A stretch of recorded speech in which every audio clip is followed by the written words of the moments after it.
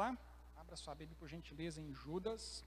Nós vamos ler do verso 1 ao verso 25. O texto é pequeno, então acompanhe comigo aí.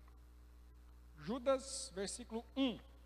Judas, servo de Jesus Cristo e irmão de Tiago, aos chamados, amados em Deus Pai e guardados em Jesus Cristo.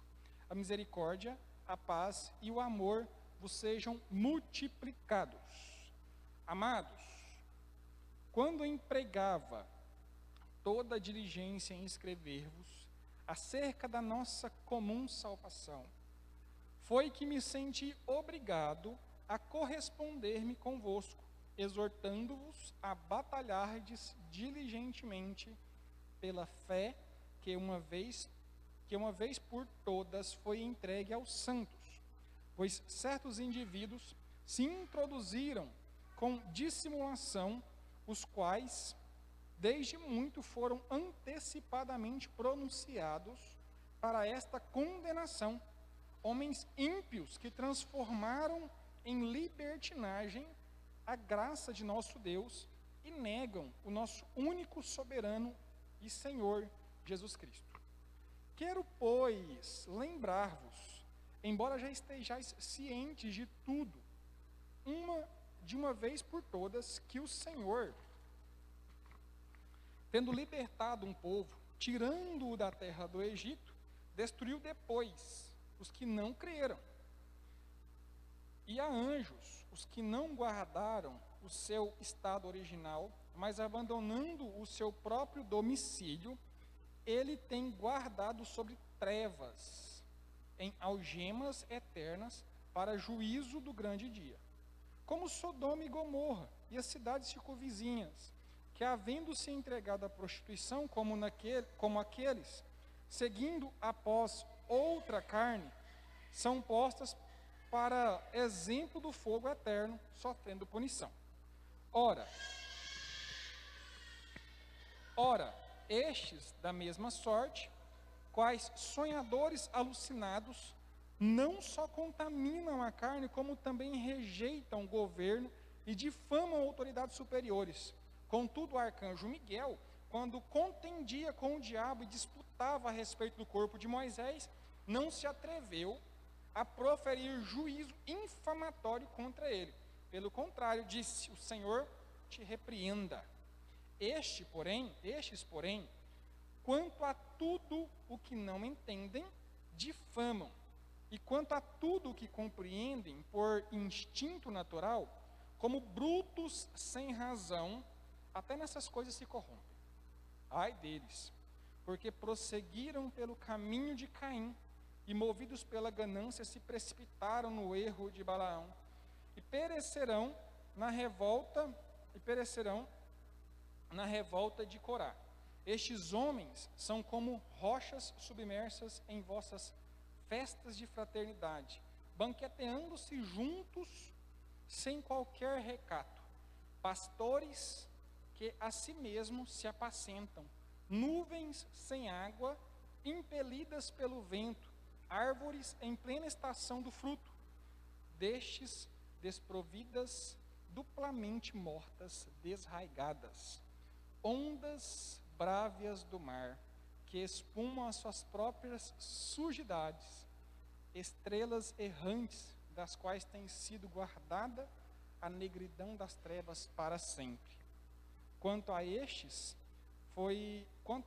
foi que também profetizou Enoque, o sétimo depois de Adão, dizendo: eis que veio o Senhor entre as suas santas miríades para exercer juízo contra todos e para fazer convictos todos os ímpios acerca de todas as obras ímpias que impiamente praticaram e acerca de todas as palavras insolentes que ímpios pecadores proferiram contra ele. Os tais são murmuradores, são descontentes, andando segundo as suas paixões, a sua boca vive propalando grandes arrogâncias. São aduladores dos outros por motivos interesseiros. Vós, porém, amados, lembrai-vos das palavras anteriormente proferidas pelo apóstolo de nosso Senhor Jesus Cristo, os quais vos diziam: No último tempo, haverá escarnecedores andando segundo as suas ímpias paixões. São estes os que promovem divisões sensuais, que não têm o espírito. Vós, porém, amados, edificando-vos na vossa fé santíssima, orando no Espírito Santo, guardai-vos no amor de Deus, esperando a misericórdia de nosso Senhor Jesus Cristo para a vida eterna. E compadecei-vos de alguns que estão na dúvida. Salvai-os, arrebatando-os do fogo. Quanto a outros, sede também compassivos em temor, detestando até a roupa contaminada pela carne. Versículo 24.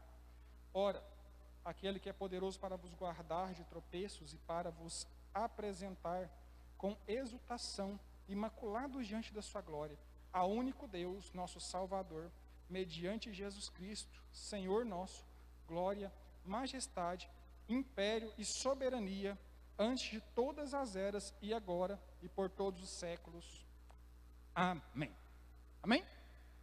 Vamos orar? Pai, fala aos nossos corações, através da palavra santa do Senhor, que ela seja viva e eficaz no meu coração, no coração dos irmãos que aqui estão, dos irmãos que estão acompanhando de suas casas, que possamos todos nós, sermos edificados à luz da Tua palavra. Esteja comigo, esteja com os irmãos. A oração que fazemos é o nome de Jesus. Amém. Amém. Irmão Judas, esse Judas, irmão de Tiago, como ele disse aí nos versículos iniciais. E esse Tiago era irmão de Jesus. Só que existe algo assim, meio complexo, porque esse Judas era meio irmão de Jesus. Olha só. Então, esse Judas, que é irmão de Tiago, escreve essa carta sem muitas confirmações de para quem ele escreve.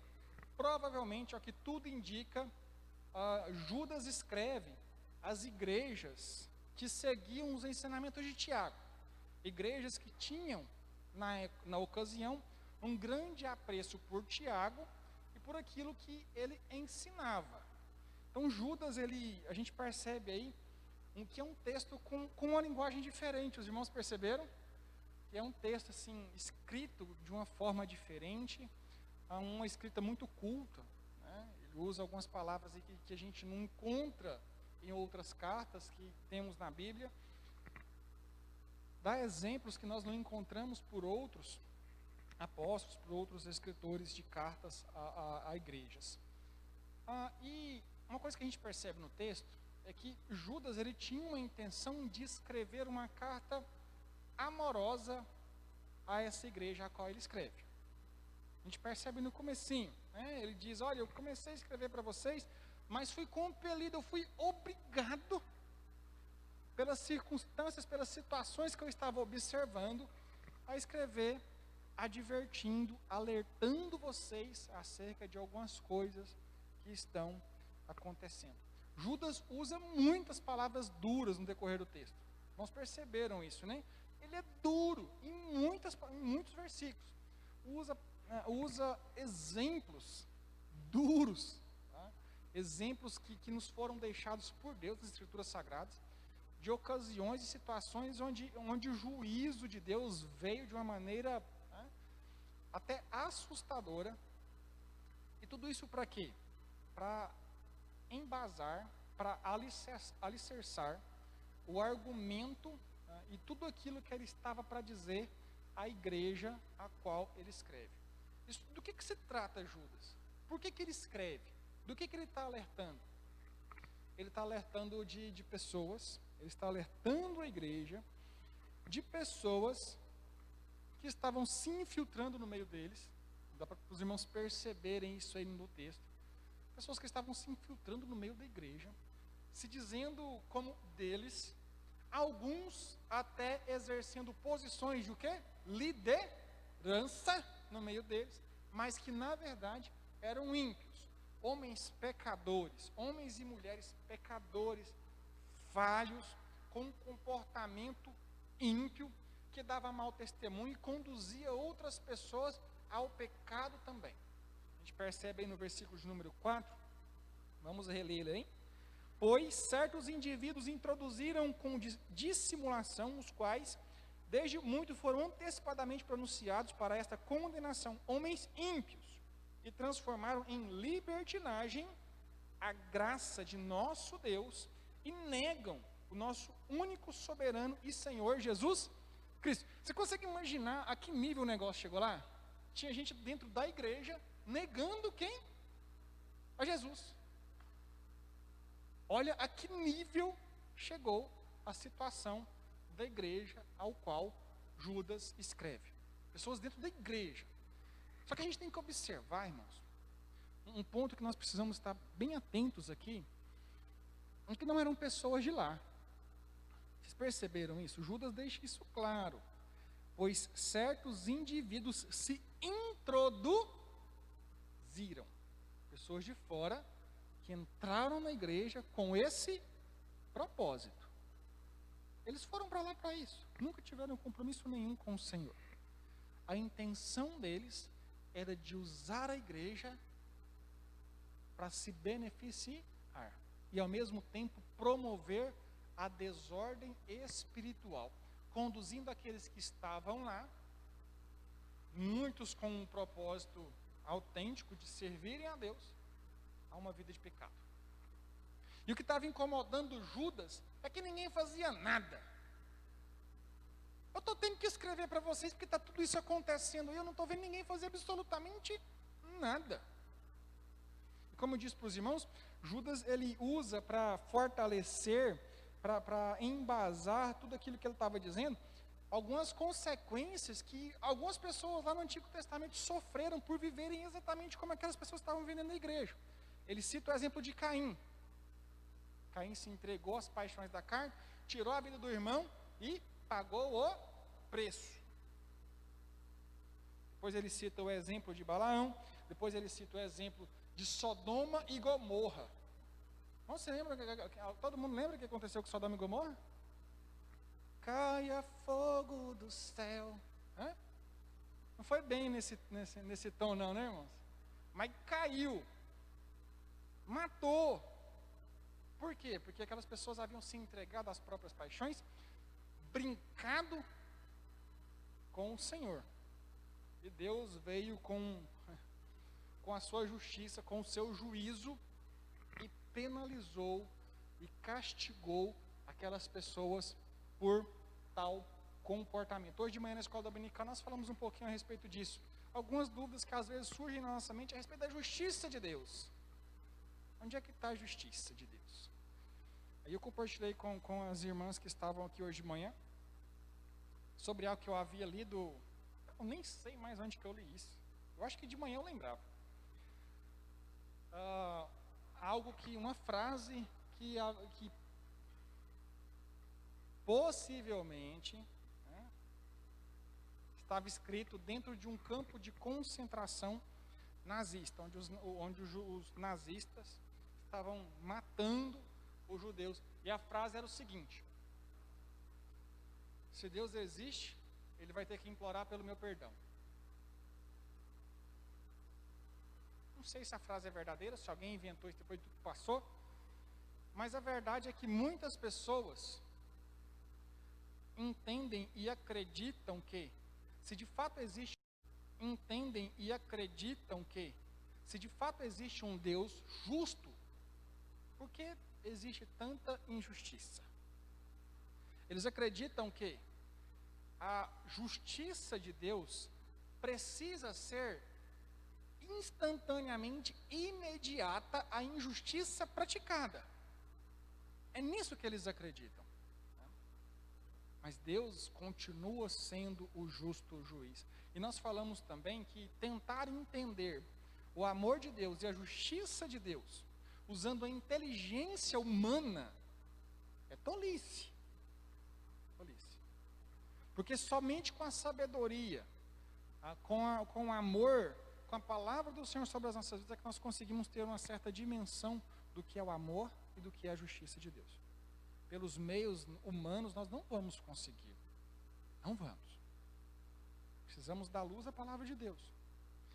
Então, Essas pessoas que lá no passado experimentaram, né, alguns de forma imediata, a justiça de Deus, estavam servindo de exemplo para que Judas mostrasse a seriedade do que aquelas pessoas a qual ele escreve estavam vivendo. Um povo que estava deixando muita coisa que não deveria estar acontecendo, acontecer dentro da igreja. E por que eu estou pensando isso com os irmãos hoje? Porque, irmãos, é muito interessante a gente parar para observar e enxergar, interessante e também preocupante, observar que esse mesmo comportamento que se encontrava na igreja ao qual Judas escreve há centenas de anos atrás, continua o quê? Acontecendo exatamente da mesma forma nos nossos dias. E de uma forma potencialmente maior e mais perigosa. Infelizmente, existem muitas pessoas que procuram as igrejas, com a intenção de se promover, de se beneficiar, de alcançar lucros. Infelizmente isso tem acontecido. E quando a gente para meditar nas consequências de tudo isso, nós precisamos estar atentos. Por quê? Porque não podemos cometer o mesmo erro que a igreja ao qual Judas escreve. Não podemos cometer esse mesmo erro. Porque cometer o mesmo erro é estar sujeito à mesma punição. E eu não quero isso para a minha vida. Não sei se você quer, irmão. Eu não quero. Então, se eu não quero estar sujeito às punições, ao juízo de Deus, como se manifestou, da forma como são citados por Judas, eu preciso estar apto e ter o discernimento vindo de Deus, para conseguir enxergar situações como essas, parecidas com essas, quando elas acontecerem ao meu redor. Preciso saber. Existe um ditado que é o seguinte: quem poupa o lobo, sacrifica a ovelha. Já ouviram? Quem poupa o lobo, sacrifica a ovelha. E, irmãos, isso ele é extremamente aplicável. Porque muitas vezes nós percebemos que existe um certo comportamento e uma tendência a querermos fazer cafuné no lobo, porque muitas vezes o lobo, ele não é apenas um lobo, ele traz toda uma bagagem com ele, uma representatividade, né? Traz vários benefícios junto com ele, que acabam favorecendo o coletivo. E daí eu faço o cafuné no lobo. Não, está aqui, né? Esse lobo aqui é o lobo, mas está tranquilo. Outro dia eu estava vendo um documentário que estava falando sobre, eu não sei mais sobre o que estava falando, mas o que me chamou a atenção eu gravei, sobre algumas pessoas que estavam cruzando lobo, uma espécie de lobo, com cachorros da raça husky siberiano, para terem uma espécie de cachorro-lobo que desse para ser criado em casa. E o que estava acontecendo lá? O que ele estava dizendo? Que em 99% dos casos, as pessoas que faziam isso acabavam abandonando o filhote depois que eles se tornavam adultos. Por quê, irmãos? Porque é uma mistura de cachorro e lobo, irmãos. Mas a essência do lobo está lá dentro. Ontem eu vi um videozinho, alguém mandou um videozinho não sei aonde, de um cara brincando com um leão. E fazia carinho no leão, passava a mão na boca, cantava música romântica pro leão. Falei, gente, vai ser besta. Deixa a barriga roncar para ele ver o que acontece. Irmãos, está lá dentro dele. E se você poupa, uma hora, ele arranca seu braço. Quando você poupa e permite que o lobo consiga transitar e agir livremente dentro de um curral de ovelha, sabe o que vai acontecer? Um dia você vai chegar lá, meu irmão, tem ovelha mais não. tem ovelha. Acabou. Nós precisamos entender que tem se levantado pessoas, falsos mestres, falsos profetas, pessoas que se denominam pastores, pessoas que se denominam apóstolos, e estão arrebanhando, estão juntando gente, estão conseguindo enganar muita gente, conduzindo pessoas ao erro. E eu e você precisamos estar atentos, prontos e preparados para identificar isso e agirmos e não permitirmos que esse tipo de coisa aconteça no nosso meio. Judas, ele traz aqui algumas características dessas pessoas, de pessoas que agem assim, possuem esse comportamento, são esses indivíduos que tentam levar a discórdia e o pecado por meio do povo de Deus. Eu separei aqui 3 características, nós vamos observar essas 3, vamos ler na palavra do Senhor e conversarmos um pouquinho a respeito. A primeira característica que Judas traz a respeito dessas pessoas é que eles rejeitam a autoridade divina. Olha o versículo, do versículo 8 ao versículo 11. Versículo 8. Ora, estes da mesma sorte, quais sonhadores alucinados, não só contaminam a carne, como também rejeitam o governo e difamam autoridades superiores. Contudo, o arcanjo Miguel, quando contendia com o diabo e disputava a respeito do corpo de Moisés, não se atreveu a proferir juízo infamatório contra ele. Pelo contrário, disse: o Senhor te repreenda. Estes, porém, quanto a tudo que não entendem, difamam, e quando tudo o que compreendem por instinto natural, como brutos sem razão, até nessas coisas se corrompem. Ai deles, porque prosseguiram pelo caminho de Caim, e movidos de ganância, se precipitaram no erro de Balaão e perecerão na revolta de Corá. Homens e mulheres que rejeitam a autoridade divina. Isso não é difícil de encontrar não, né, irmãos? São homens, pessoas que estão dentro da igreja, muitas vezes, mas rejeitam qualquer tipo de autoridade que se manifesta sobre eles. Não aceitam. Seja a autoridade de um diácono, de um presbítero, de um pastor, da Bíblia, de Jesus ou de Deus. Eles não aceitam nenhum tipo de autoridade sobre eles. Essas pessoas se colocavam acima de qualquer autoridade que existia ali. E eu acho interessante uma colocação que Judas faz, e que ela é extremamente perspicaz para os nossos dias, que a gente precisa analisar, é que Judas, ele diz que essas pessoas brincavam até com Satanás. Vocês perceberam isso aí? Eles brincavam e zombavam. Olha o que diz aí. Contudo,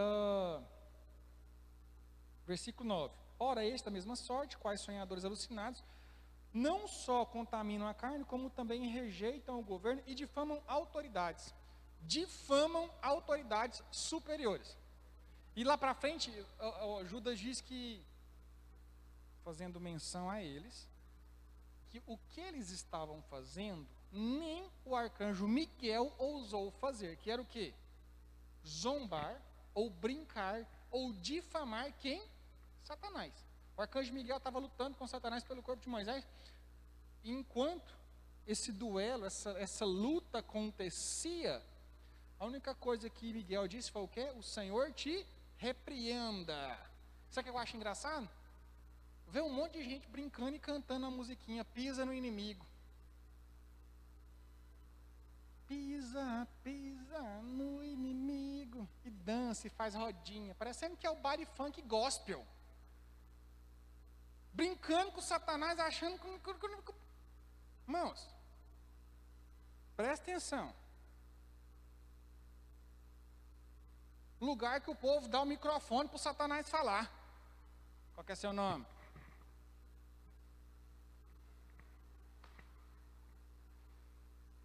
Irmãos, misericórdia, irmãos. Não, a gente tem que abrir o olho. Tem umas coisas, irmãos, algumas coisas não são naturais, não são normais e não podem ser aceitas. Não dá, irmãos, para um crente aceitar uma coisa dessa e achar que nossa, é isso aí mesmo. E ainda sai falando que o negócio foi abençoado. Metade do culto foi o... Irmãos, vamos estar atentos a isso. Vamos estar atentos a isso. Vamos prestar atenção. Hoje na escola dominical eu falei isso, eu já tenho falado há muitos cultos, irmãos. O inimigo está se aproveitando, está levantando gente. Toda semana tem um escândalo diferente, irmãos. E a Débora fez uma colocação interessante hoje. Na escola dominical disse, pastor, esse negócio é porque o diabo, ele sabe quem que é os ovos podres que tem dentro da igreja, e ele está mostrando tudo agora. Para quê? Porque mostrando neles, ele envergonha a igreja. E é exatamente isso que está acontecendo, irmãos. É exatamente isso que está acontecendo. Essas pessoas, esses que se infiltram dentro das igrejas a fim de se beneficiarem, eles não são crentes, eles estão lá. E por muitos líderes aceitarem o lobo lá no meio das ovelhas, Satanás mostra o lobo de vez em quando. Sabe por quê? Porque não é só o lobo que sai envergonhado, não. É todo crente, todas as igrejas. Um escândalo que acontece numa igreja lá, onde o vento faz a curva, reflete aqui, para mim e para você. E se um escândalo acontecer aqui, ele vai refletir lá onde o vento faz a curva. Sabe por quê? Porque o Satanás, ele é astuto. Ele bota o trem para correr. A gente precisa estar atento a isso. Continuando. Versículo 12. Estes homens são como rochas submersas em vossas festas e fraternidades, banqueteando-se juntos sem qualquer recato, pastores que a si mesmos se apacentam, nuvens sem água, impelidas pelos ventos, árvores em plena estação dos frutos, destes desprovidas, duplamente mortas, desarraigadas. Essas pessoas, elas possuem uma outra característica. Eles são hipócritas. Vivem da hipocrisia. Tem um trechinho desse versículo aí, eu quero que você se fixe nele. Se apegue a ele aí. Pastores que a si mesmos se apacentam. Pastores que a si mesmo se apacentam. Sabe o que é isso? É a pessoa que está ali para cuidar da ovelha, para fortalecer a ovelha. Deveria ser. Mas sabe o que ele está fazendo? Arrancando a lã dela para se aquecer, matando ela, queimando a gordura e comendo a carne. Usando o rebanho do Senhor para benefício próprio. Aí eu pergunto para você, isso acontece nos dias de hoje? Acontece? Sim ou não?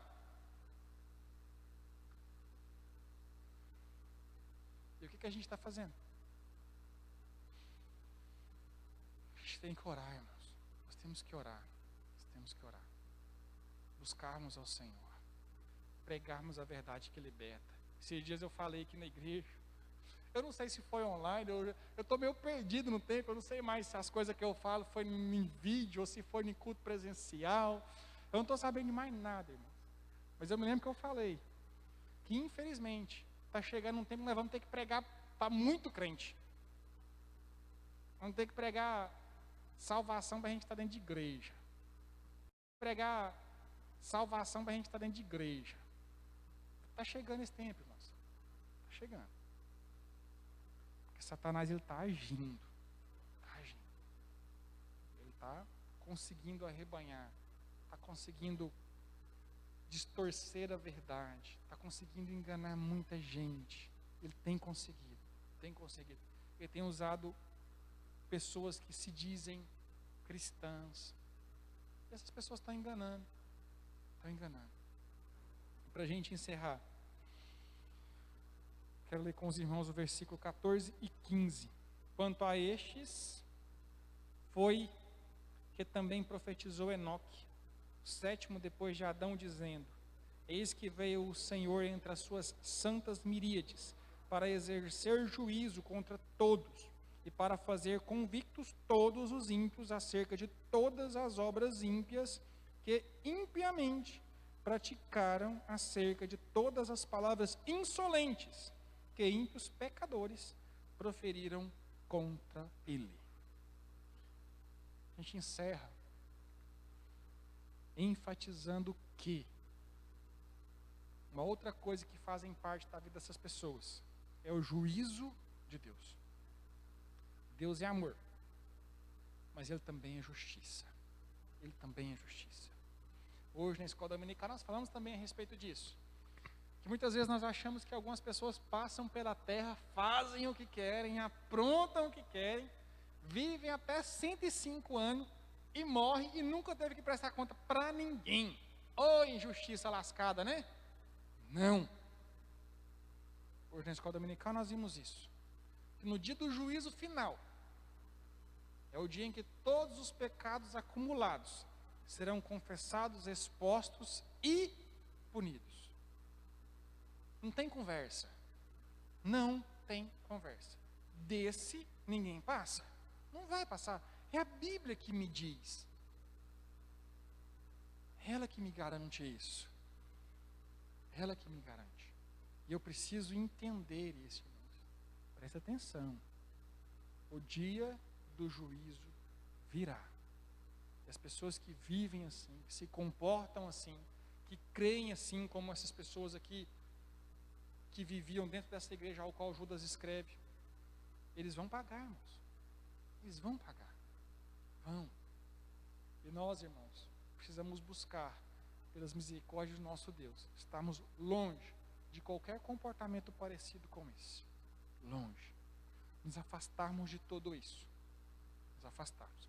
Sabe por quê? Ah, pastor, mas eu não faço nada disso. Irmãos, mas é muito fácil se acostumar. Sabia disso? É muito fácil. Judas, ele cita um exemplo do Antigo Testamento que é muito joia. Muito joia. Ele cita Sodoma e Gomorra. Quando Deus vai destruir Sodoma e Gomorra, Ele permite que uma família saia. Qual família? De Ló. Ló, vaza. Corre, meu filho. Sebo nas canelas. Não fica, não. Não fica. E tem mais um detalhe, Ló. Que era o quê? Qual que era o detalhe? Não é nem para olhar para trás, meu filho. Não é nem para olhar para trás. Marca o rumo do horizonte e acelera. Acelera. Só que, irmãos, sabe o que acontece? É muito fácil começar a gostar. Sabia disso? É muito fácil. E tinha uma cidadãzinha lá no meio que gostou do negócio. No meio do caminho, ela resolveu o quê? Olhar para trás. Se tornou uma estátua de sal. Foi o juízo instantâneo. Esse não ficou para o juízo final, não. Foi na hora. Pá! Tempero para o resto da vida. Por quê? Porque estava gostando. Ia sentir falta. Oh, que pena. Nossa, mas Deus é mau demais. Matou a mulher só porque ela olhou para trás? Foi só porque ela olhou para trás, não. É porque o coração dela estava lá. Quando Deus diz, olha, não olha para trás, não.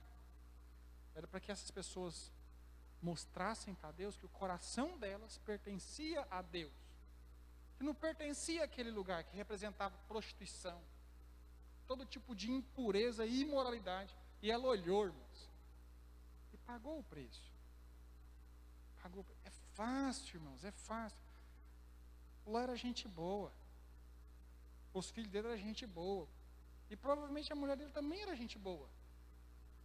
Mas eu sempre digo, irmãos, tem muita gente boa no inferno. Tem muita gente boa no inferno. Sabe por quê? Porque foi aceitando, foram se acostumando, foram deixando. Começaram a andar junto com o lobo. E ovelha não anda junto com o lobo. Não anda. Não anda junto com o lobo.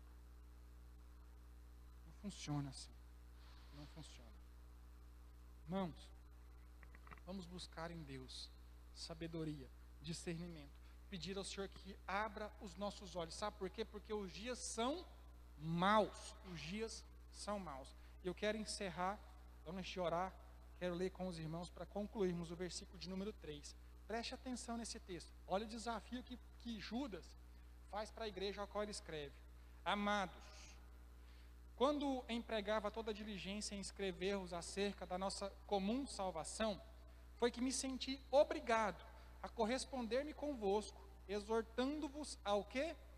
Batalhardes diligentemente pela fé, que uma vez por todas foi entregue aos santos. Esse é o desafio que eu e você temos.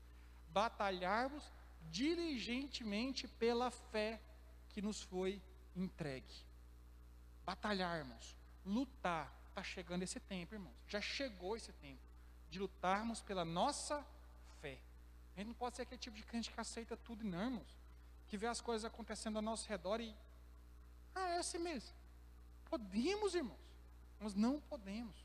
Porque quando eu faço isso, eu dou a luta por vencida. Precisamos batalhar pela nossa fé. Deus te chamou para isso. Deus te chamou para você batalhar pela fé que foi entregue a você. Faça isso. Amém? Vamos orar. Feche os seus olhos. Vamos ficar de pé, irmãos. Nós vamos orar e após essa oração vamos encerrar também o culto. Pai, eu quero colocar diante do Senhor as nossas vidas. A Igreja Cristã Evangélica de Gurupi. A Igreja do Senhor aqui no Brasil. A Igreja do Senhor na face da terra. Pai, o inimigo tem se levantado. O inimigo, ele se levanta usando pessoas.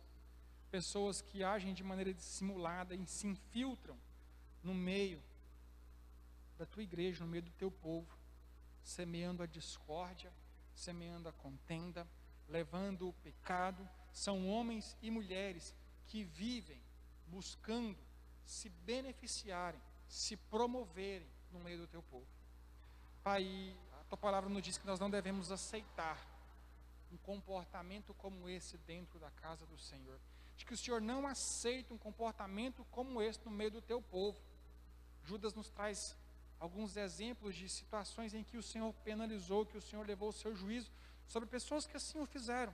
Nós não queremos isso sobre as nossas vidas. Queremos ser uma igreja que vive de maneira digna da vocação a qual o Senhor nos chamou. Queremos ser uma igreja que batalha diligentemente pela fé que nos foi entregue. Lutarmos a luta do Senhor.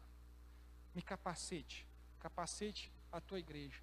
Abra os nossos olhos para que possamos enxergar as ciladas quando elas aparecerem. E que no Senhor, fortalecidos pela tua palavra e pela santidade que buscamos diariamente, possamos combater e vencer as lutas quando elas surgirem. Esteja comigo, me capacite, esteja com a igreja, capacite a igreja. Peço ao Senhor que nos dê uma semana abençoada, uma semana feliz, uma semana alegre. Esteja com todos nós, ó Pai. Livra-nos de todo mal, proteja-nos de todo mal. Coloca a tua mão sobre os irmãos que fazem parte do grupo de risco, os irmãos que são enfermos, os irmãos que são mais idosos. Proteja, cuide desses irmãos, ó Pai. Que a doença não chegue até a casa deles. Pai, nós confiamos no Senhor e cremos que servimos ao Deus do impossível, que para o Senhor não existe difícil. Nos ajude a sempre confiarmos e dependermos de Ti. Oramos e oramos em nome de Jesus. Amém.